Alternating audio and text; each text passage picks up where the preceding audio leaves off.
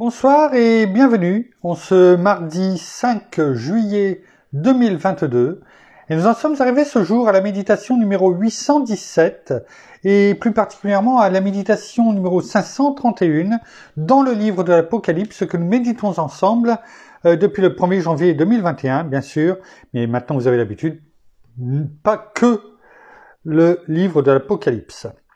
En introduction à notre méditation et surtout à la prière du jour, nous allons prendre le verset numéro 13 dans le psaume 5, verset 13, dans la Bible en français courant. Il est écrit « Toi, Seigneur, tu fais du bien aux fidèles. Ta bienveillance est comme un bouclier qui les protège. » Merci Père, merci Seigneur, merci bien-aimé Saint-Esprit, parce que ta promesse est là. Tu fais du bien à qui ? À ceux qui sont fidèles. Tout comme nous avons pu le voir, avec Moïse, ces dernières méditations, tu l'as dit, Moïse, il est fidèle dans toute ma maison. Alors, apprends-nous, chaque jour, à toujours être de plus en plus fidèles, là où tu nous as mis.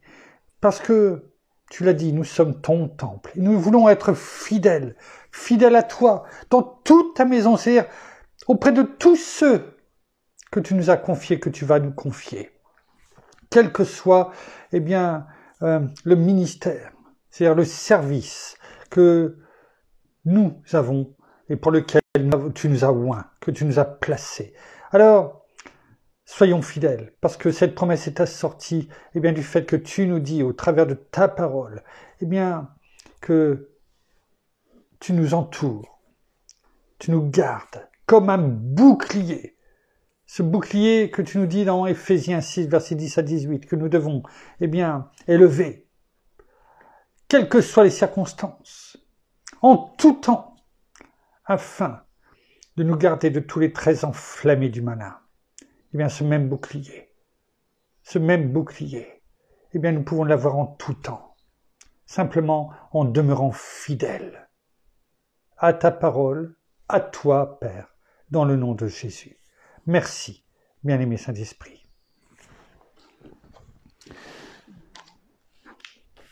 Nous reprenons notre fil rouge du chapitre 4 du livre de l'Apocalypse, les versets 8 et 9 que nous allons reprendre afin que notre cœur devienne tout comme ces quatre êtres vivants créés par notre Père lui-même et qui le louent sans cesse, sans repos.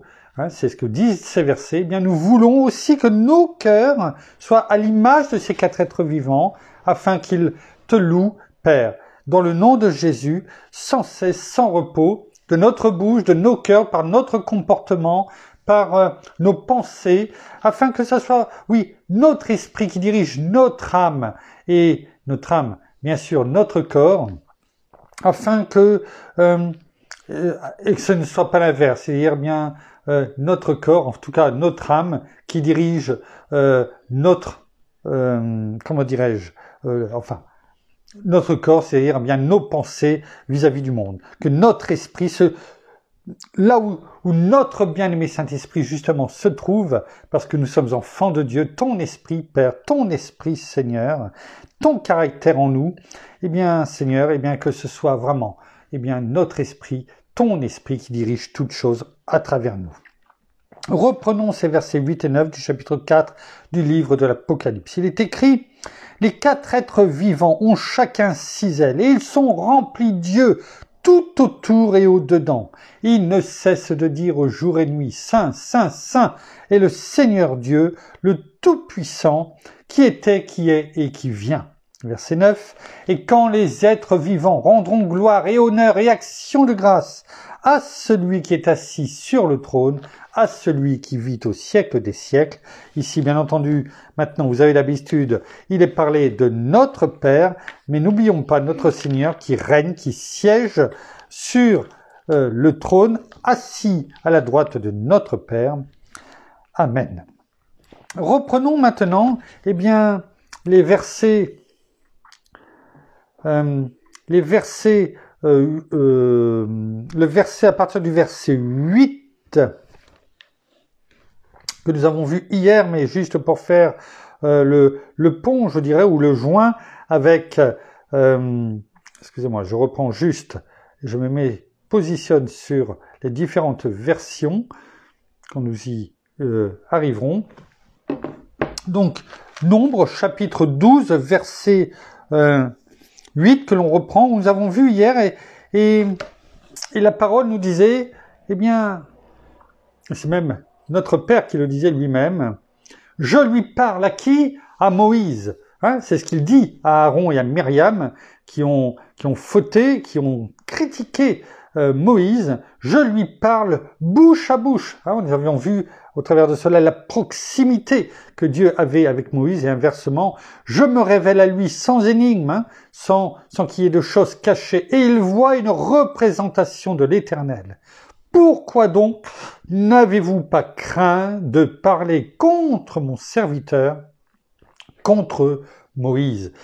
On sait très bien que, on l'avait vu notamment dans Exode 33, Exode 32, 33, lorsque notre Père avait dit, Moïse avait dit, mais ce n'est pas, au travers de Moïse, vous le critiquez, mais ce n'est pas Moïse, ce n'est pas moi, Moïse, que vous critiquez, mais c'est Dieu en faisant cela. Et ici, eh bien, on voit quand même la différence. C'est que, effectivement, critiquer Moïse, ça n'a pas changé, c'est critiquer Dieu. Ici, bien entendu, mais notre Père, tellement il veut montrer que Moïse n'est pas meilleur que les autres. C'est un homme, un être humain, homme, femme, mais je veux dire un être humain. Eh bien, mais il est surtout fidèle. Il croit. Au-delà de toute espérance, comme Abraham, eh bien, il croit. Oui, il peut y avoir des moments difficiles, des moments d'abattement, mais malgré tout, eh bien, une parole de Dieu suffit pour le remettre, pour recharger la batterie, et il est reparti. Et surtout, eh bien, sa confiance, son espérance est toujours dans le Dieu de son salut, son Dieu, notre Père. Et c'est cela qu'il veut mettre ici en exergue en disant, eh bien, contre mon serviteur, contre Moïse.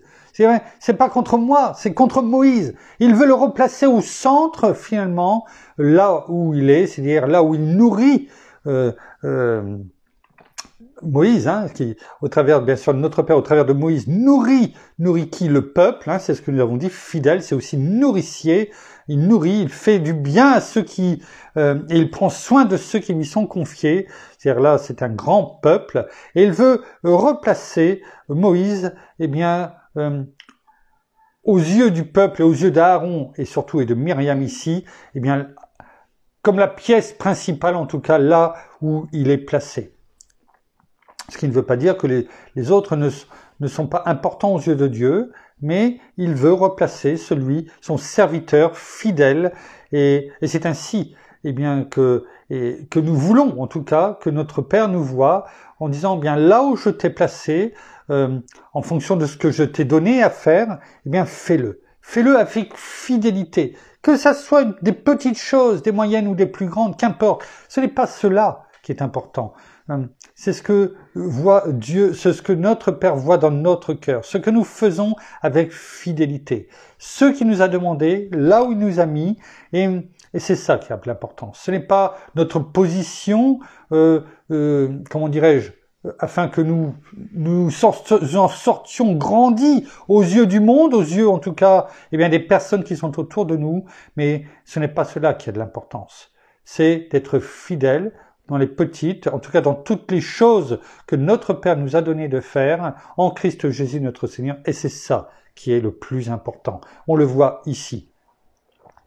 Et nous voulons entendre notre Père nous dire, eh bien, que nous sommes fidèles dans toute sa maison, c'est-à-dire dans tout ce qu'il nous a demandé, en tout cas de faire, et envers toutes les personnes qu'il nous a confiées. Prenons les versets suivants, verset 9. Et que s'est-il passé suite à ce que notre Père, l'Éternel, a dit à Aaron et à Myriam? Eh bien, au verset 9, chapitre 12 du livre des Nombres, eh bien, nous voyons la colère divine qui commence à s'abattre. La colère de l'Éternel s'enflamma contre eux, c'est-à-dire contre Aaron et Myriam, et il s'en alla. Notre Père, s'en va. Verset 10, la nuée Notre Père est parti, donc que se passe-t-il avec la nuée? Eh bien, la nuée se retirera d'au-dessus de la tente. On sait très bien que quand la nuée est là, eh bien, c'est que Dieu est là. Et quand Dieu est parti, eh bien, peut-être que tout le monde ne l'a pas vu, mais le symbole physique, pour que tout le monde le voie, et surtout tous ceux qui sont restés, nous ne l'oublions pas, tout le peuple, là c'est envers Myriam et Aaron, mais tout le peuple qui était dans le camp, eux, et on peut en être sûr et certain, eh bien, avaient les yeux rivés sur quoi? Eh bien, sur la tente de l'assignation, la tente de la rencontre, parce qu'ils voyaient la nuée. Et ils avaient très bien compris que quand la nuée était là, eh bien, c'est que Dieu était là. L'Éternel était présent. Et quand la nuée n'était pas là, Dieu n'était plus là. Et là, eh bien, tout le peuple qui était dans le camp, eh bien, s'aperçoit finalement, on peut en être certain qu'à ce moment-là, eh bien, que la nuée se retire, eh bien, ils avaient très bien compris que Dieu était aussi parti. La nuée, donc, se retira d'au-dessus de la tente. Et voici, toujours le verset 10, on voit tout de suite, eh bien, la chose arrive, les conséquences du comportement de Myriam et Aaron, eh bien, il y aura toujours une conséquence par rapport aux choses que l'on a faites. Cela ne veut pas dire que nous n'aurons pas le pardon. C'est deux choses différentes. Le pardon est une chose, la conséquence de nos fautes, de nos égarements, eh bien, il y aura toujours une conséquence. Bien sûr, à ce moment-là, on est gardé, on est protégé, et on va le voir. Mais il y aura toujours quand même une conséquence qui vient de nous, non pas de Dieu. Verset 10, donc la nuée se retira d'au-dessus de la tente, et voici que Myriam était frappée d'une lèpre blanche comme la neige. Aaron se tourna vers Myriam et vit qu'elle avait la lèpre. On va le prendre ici en version Louis II, pour regarder un petit peu plus loin. La nuée se retira de dessus de la tente. Et voici, Myriam, on l'a bien compris en hébreu, était frappée d'une lèpre. Frappée, comme un éclair, vous savez, qui frappe.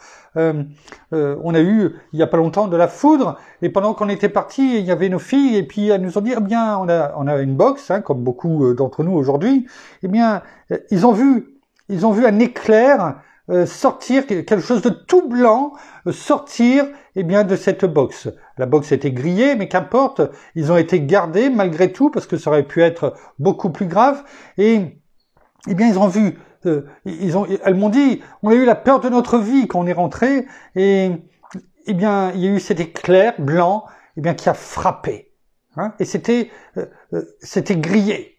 Et là, eh bien c'est un peu la même chose. Myriam, était frappée de quoi? D'une lèpre blanche comme la neige.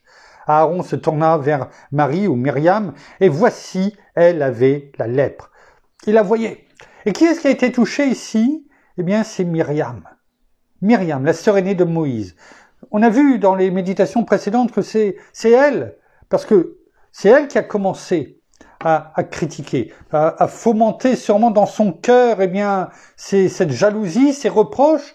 L'ennemi a sûrement utilisé, bien sûr, ceci aussi pour la faire dévier, la faire dérailler, je dirais, au niveau parole, et elle a peut-être contaminé, spirituellement parlant, eh bien, Aaron, tout comme Ève et avec Adam. Et on l'a vu, on l'a déjà médité, cela. Et ce n'est pas étrange à ce moment-là, eh bien que ce soit Myriam, non pas parce que c'est la femme, mais parce que c'est elle qui a commencé, qui a emmené, qui a entraîné, je dirais, tout ce qui s'est passé. Eh bien, c'est elle qui a été frappée, en tout cas, de la lèpre. La lèpre, ici, qui veut dire, qui est le symbole, je dirais, dans l'Ancien Testament du péché. Tout au long, c'est l'image du péché.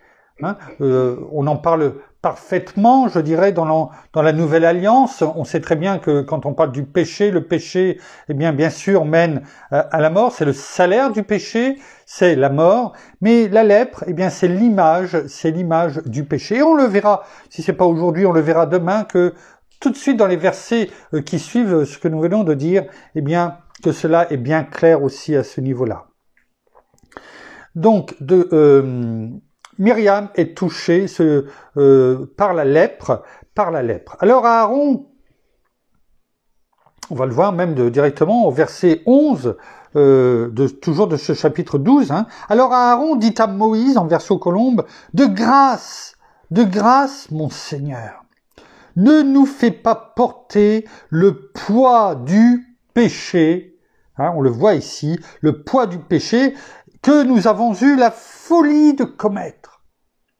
Voilà, Aaron, il voit sa sœur. Il se retourne et la voit frappée de la lèpre. Et tout comme, Moïse, lorsque il était au plus bas, une parole de Dieu a suffi, hein, dans,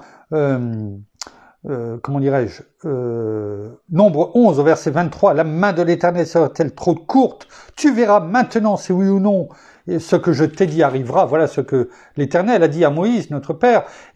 Cela a agi comme un électrochoc, c'est ce que nous avions dit.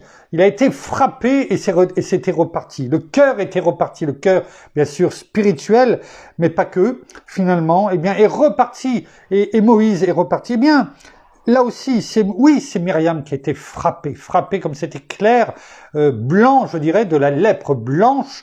Mais Aaron, si lui n'a pas été touché par la lèpre, il s'associe.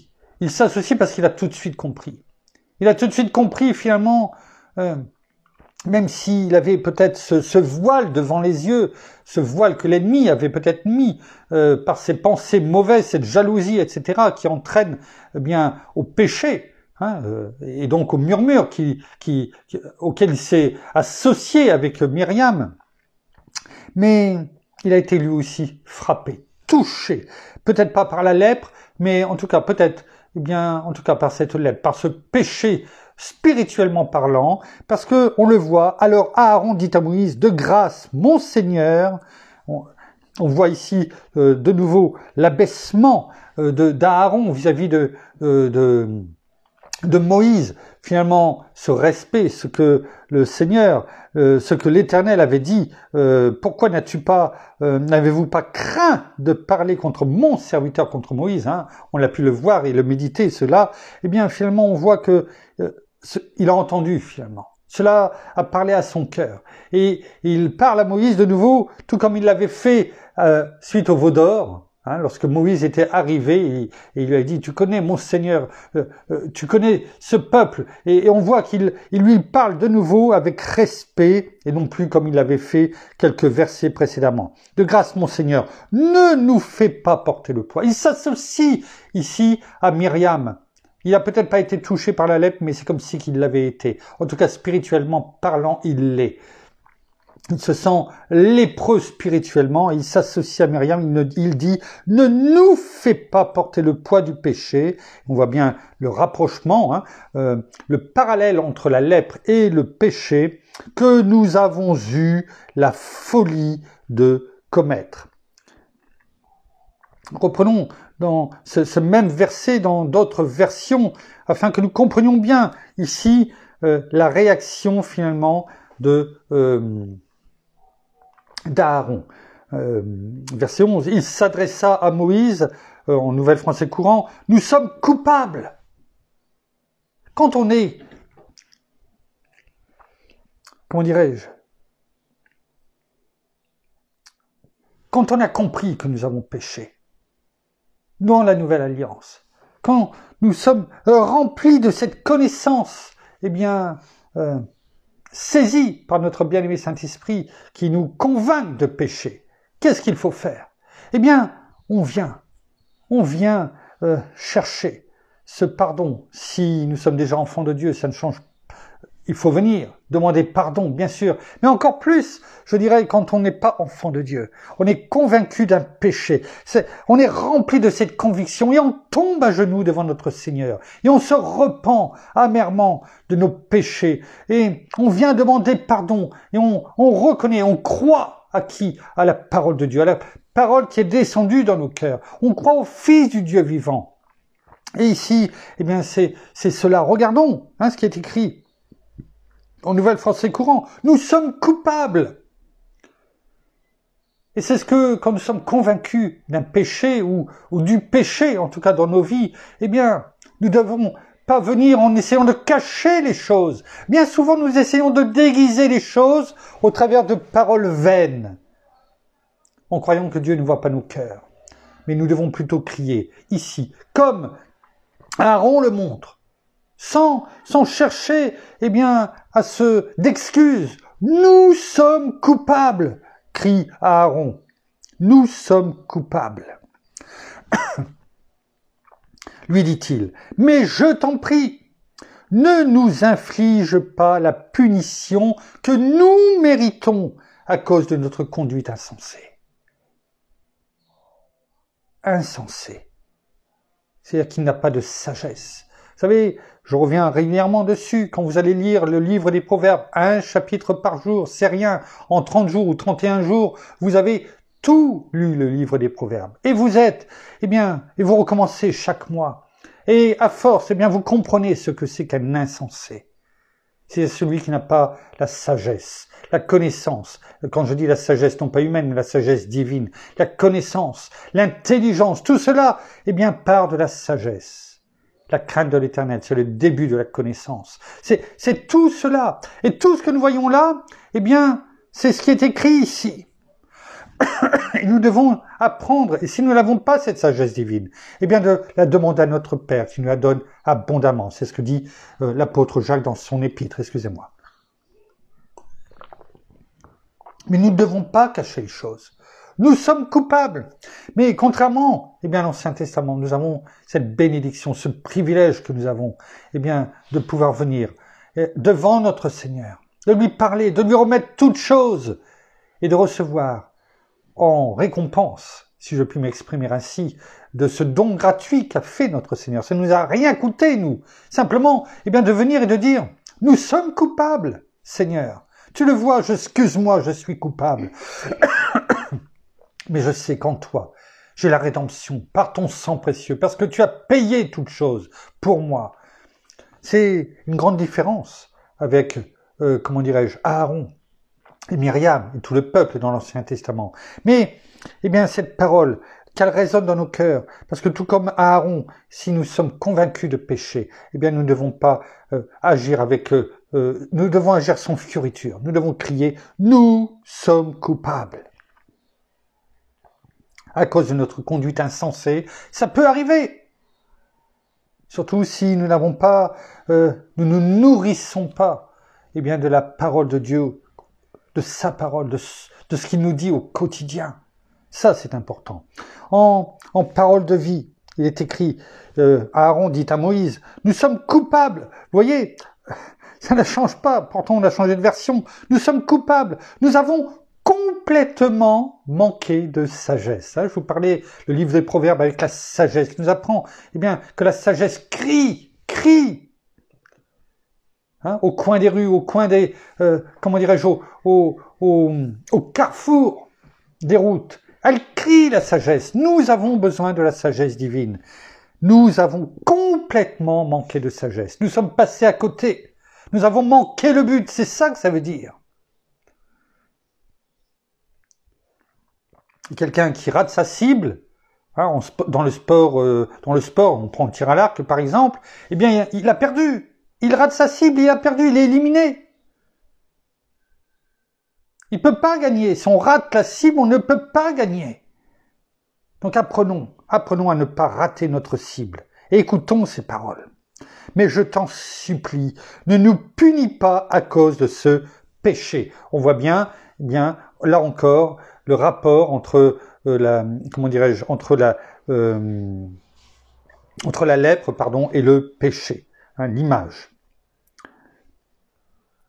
En Nouvelle Bible Second, alors Aaron dit à Moïse, pardon mon Seigneur, pardon mon Seigneur. C'est ce cri qui doit sortir de notre bouche quand nous avons péché, quand nous avons, nous sommes écartés, quand nous savons que nous avons fait quelque chose que nous ne devons pas faire. Nous sommes coupables. Pardon Seigneur, pardon Seigneur, je t'en prie, ne nous charge pas du péché que nous avons eu la folie de commettre. C'est ça, quand on manque de sagesse. On est insensé. On devient fou. On l'a déjà utilisé combien de fois?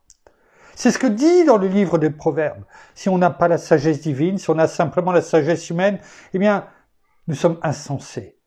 Nous sommes fous. Et oui, la croix, c'est une folie. C'est une folie hein, pour ceux qui ne croient pas. Et c'est un gain pour nous.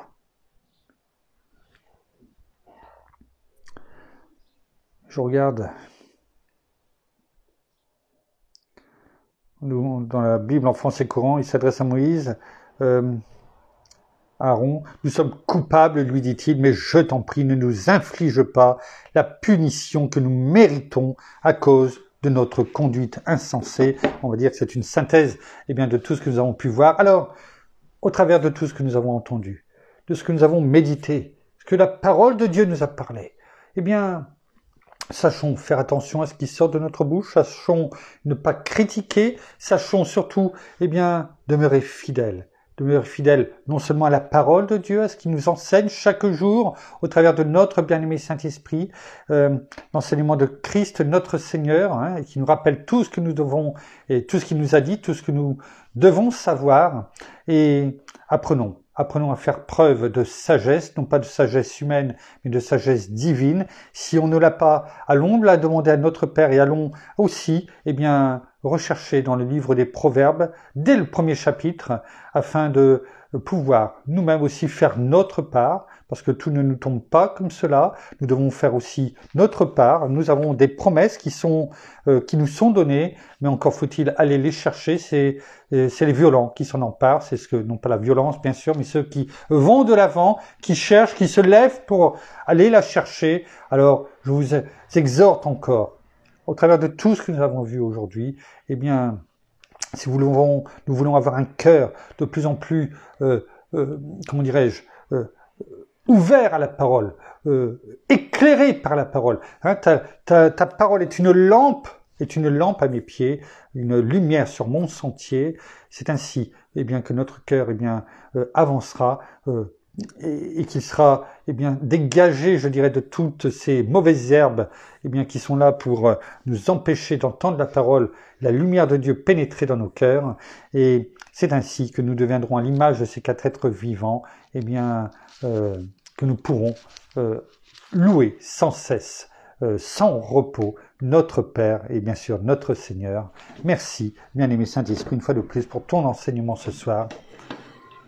Une fois de plus, car tu nous enseignes au quotidien ce que nous devons entendre, ce que nous devons comprendre, ce que nous devons surtout aussi retenir et mettre en pratique, car c'est bien là l'essentiel, afin que toute personne que nous rencontrons, ceux que tu nous as confiés, que tu vas nous confier, et ceux qui nous voient, dont les yeux sont rivés sur nous, voient au travers de nous ton œuvre. Nous terminons par la prière.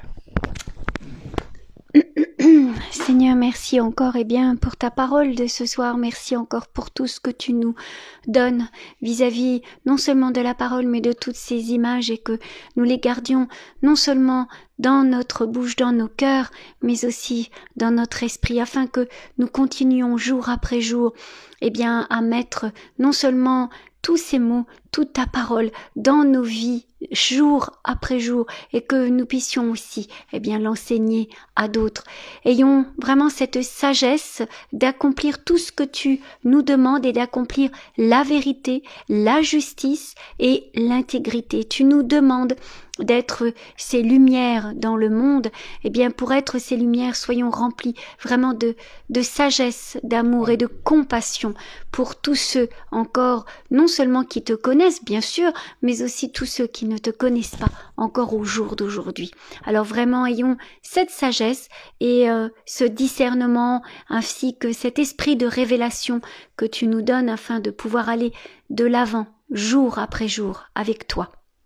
Alors soyez tous abondamment bénis, frères et sœurs, dans le nom de notre Seigneur Jésus-Christ. Amen. Amen. Merci. Voilà, ainsi s'achève la méditation de ce jour. Nous vous bénissons abondamment de toutes les bénédictions spirituelles dans les lieux célestes en Christ. Nous saluons nos amis au Québec, au Canada, en francophonie, en France et tout autour de chez nous. Et nous vous souhaitons à toutes et à tous une excellente fin de journée pour certains, de soirée pour d'autres. En tout cas, à toutes et à tous une excellente nuit de repos, de tranquillité dans la paix de notre Seigneur Jésus-Christ, qui nous la donne abondamment. Et nous vous donnons rendez-vous demain, en fin de journée, plutôt je pense en début de soirée, pour la suite de nos méditations. En attendant de se retrouver demain soir, nous vous bénissons abondamment. À demain. Au revoir.